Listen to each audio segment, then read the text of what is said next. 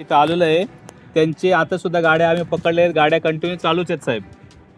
ठीक आहे, देतो सूचना सर त्यांना. तुम्ही माझी बोलता meeting रात्रीचे सुरू पण online रात्रीचे पण आता. यांच्या गाड्या चालू आहेत. रात्रीची सुद्धा सुरू आहे, मी देतो सूचना. हा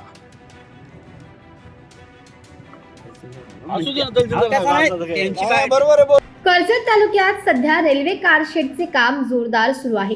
भिवपुरी येथे ते कर्जत या दरम्यान प्रस्तावित असलेल्या रेल्वे कारशेडसाठी सुरू असलेल्या माती भरावाच्या कामामुळे उल्हास नदीकाठच्या गावांना महापुराचा गंभीर धोका निर्माण झालाय.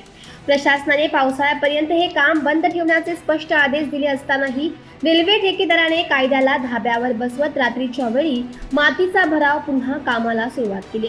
ठेकेदाराच्या मनमानी कारभाराविरुद्ध वावे आणि बेणसे येथील ग्रामस्थांनी आक्रमक पवित्रा घेत ते काम बंद पाडले. हा परिसर उल्हास नदीच्या तीरावर असल्याने पावसाळ्यात मोठ्या प्रमाणावर महापुराचा धोका निर्माण झालाय. परिस्थितीचे गांभीर्य ओळखून पावसाळ्याचा कालावधी संपेपर्यंत भरावाचे काम बंद ठेवावे असे स्पष्ट आदेश तहसीलदारांनी प्रशासनाला दिलेत. मागच्या आठवड्यामध्ये आपली ह्या संदर्भामध्ये माननीय तहसीलदार आणि रेल्वेचे अधिकारी आणि 2-3 गावांच्या ग्रामस्थांसोबत इथे चर्चा झाली होती. त्यानुसार असं ठरलं होतं का एक आठवडाभर संपूर्ण काम बंद ठेवून पुढच्या मंगळवारी म्हणजे आता येणाऱ्या मंगळवारी या विषयावरती आमची पुन्हा मीटिंग होणार होती. तरीसुद्धा इथल्या स्थानिक प्रशासन आणि इथलं माती भराव इथे सुद्धा आजपर्यंत चालू आहे आणि रात्रीपर्यंत इथे माती भराव चालू असतो रात्रीचा.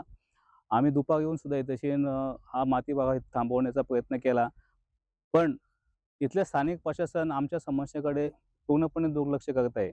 आमच्या जवळजवळ 2 ते 4 गावांना इथल्या उल्हास नदीच्या पाण्याचा खूप मोठा फटका बसणार आहे आणि आमचे होणार जीवितहानी लक्षात घेऊन आमच्या समस्या सोडूनच हा माती भरावाचा प्रकल्प पूर्ण करावा ही आमची विनंती आहे.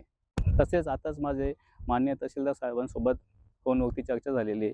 मला त्यांनी सांगितले का मी त्यांना आताचा जो माती भराव होणार आहे तो मी लगेच बंद करायला सांगतो आणि त्याप्रमाणे अशी त्यांना सूचना देतो असं मला तहसीलदारांनी आताच सांगितलं आहे. आमचा असं म्हणण्याचा उद्देश आहे का हा भरावा आम्ही बंद केलेला असताना गाड्या बंद केलेल्या असताना या लोकांनी चालू केलं. तहसीलदाराकडून त्यांना तशी सूचना पण दिली होती. आम्ही तहसीलदाराकडून सूचना दिली. आम्ही पहिल्यांदा इथं रेल्वे अधिकारी आले होते. रेल्वे अधिकाऱ्यांच्या बरोबर मिटिंग झाली होती आणि त्यांनी सांगितलं आमच्या वरचे अधिकारी येईल तिथपर्यंत आम्ही काम चालू करणार नाही. परत तरी त्यांनी काम चालू केलेलं आहे. कारण आम्हाला रेल्वेवाल्यांनी पण सांगितलं आम्ही मंगळवारी आपण सगळ्यांनी तहसीलदाराच्या बरोबर वरच्या अधिकाऱ्यांच्या बरोबर मिटिंग घेऊन नंतर काय असेल ते बघू. पहिल्याबरोबर त्यांना आम्ही सांगितलं की आमचा काहीतरी सक्षम व्हावा तुम्ही.